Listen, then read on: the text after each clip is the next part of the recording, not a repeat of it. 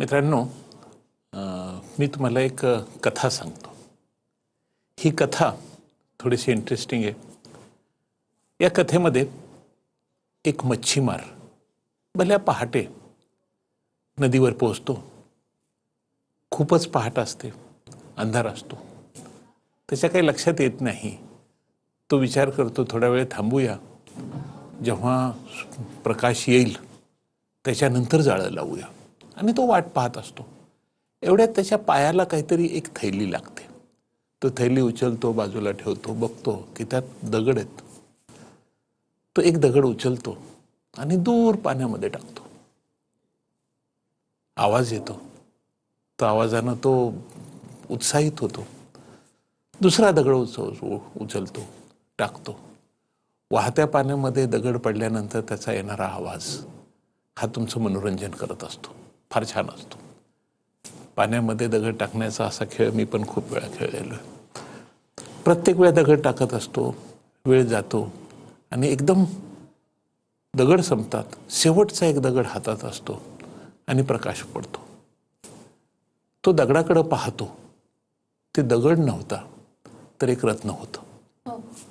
आणि त्याच्या लक्षात येतं की आतापर्यंत आपण या पाण्यामध्ये दगड नाही, रत्न टाकली आहेत.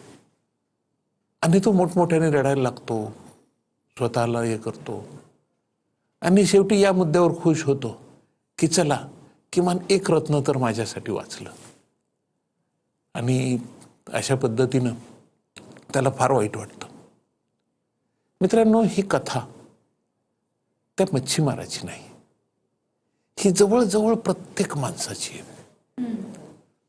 प्रत्येक माणसाला अशी एक बॅग सापडते आणि तो विचार करतो की त्या बॅगमध्ये दगड आहेत,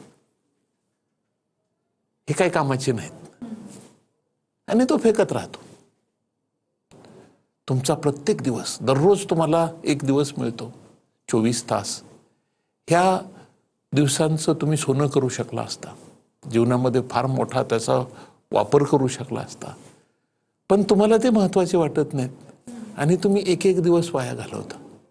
आणि जेव्हा वेळ निघून जाते तेव्हा विचार करता की अरे, माझं हे राहून गेलं, माझं ते राहून गेलं, माझं असं झालं, माझं तसं झालं. मित्रांनो, प्रत्येकाला त्याच्या आयुष्यामध्ये जे काही मिळालेलं त्या गोष्टींचा व्यवस्थित योग्य वापर करता यायला पाहिजे. अगदीच, म्हणजे वेळेचा सदुपयोग हा विद्यार्थ्यांनी केला पाहिजे असं तुम्ही म्हणताय.